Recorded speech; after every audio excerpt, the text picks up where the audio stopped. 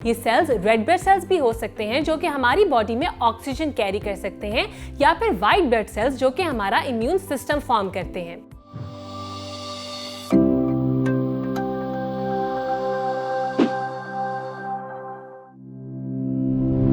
अगर बात की जाए ह्यूमन बॉडी की, then science has figured out how to hack, synthesize and replace a surprising amount of its parts and processes.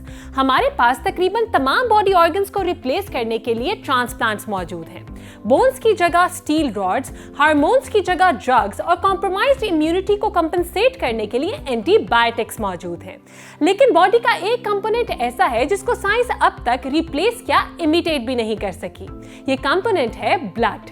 Blood कोई simple fluid नहीं, बल्कि ये एक मिक्सचर है जिसमें मुख्तलिफ सब्सटेंसेस डिसॉल्व होते हैं। ये substances cells, cell fragments, nutrients, gases, electrolytes कुछ भी हो सकते हैं। ब्लड का 55% वॉल्यूम प्लाज्मा फॉर्म करता है। ये प्लाज्मा मोस्टली पानी से मिलकर बना होता है जिसमें डिफरेंट सब्सटेंसेस डिसॉल्व होते हैं, जबकि बाकी का 45% सेल्स फॉर्म करते हैं।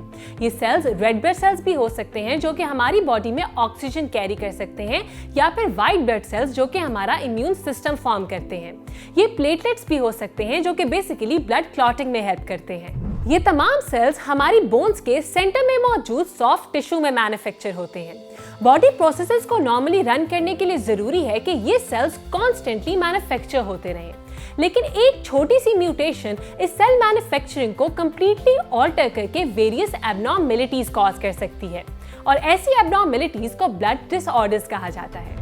For instance, thalassemia is a group of such disorders. इस कंडीशन में रेड ब्लड सेल्स में हीमोग्लोबिन की नॉर्मल प्रोडक्शन डिस्टर्ब हो जाती है। नतीजतन बॉडी सेल्स तक ऑक्सीजन ठीक तरीके से नहीं पहुंचता and they fail to function properly. ऐसी एक और एग्जांपल है ल्यूकीमिया, जिसे आम जुबान में ब्लड कैंसर भी कहा जाता है। इस कंडीशन में व्हाइट ब्लड सेल्स का नंबर बहुत तेजी से बढ़ना शुरू हो जाता है, मगर यहाँ बनने वाले cells normal white blood cells जैसे नहीं होते। Instead they are just useless cells that crowd the blood and take up all the important space. लेकिन ये दो सिर्फ एक्सेप्शंस हैं। Normally when things go smooth, our body can handle this situation all by itself quite easily. हमारी body के पास old cells को dispose of करने और इनको नए सेल्स के साथ रिप्लेस कर देने की स्किल मौजूद है। आपको ये जान के हैरत होगी कि एक नॉर्मल रेड ब्लड सेल हमारी बॉडी में सिर्फ 120 डेज तक जिंदा रह सकता है, जबकि एक व्हाइट ब्लड सेल का एवरेज लाइफ स्पैन सिर्फ 13.5 डेज है। And you think that's less?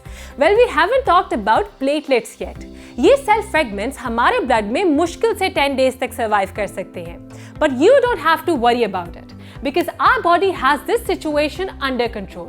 It produces millions of these cells with every passing second of our lives, so that you don't really have to panic while listening to this lecture.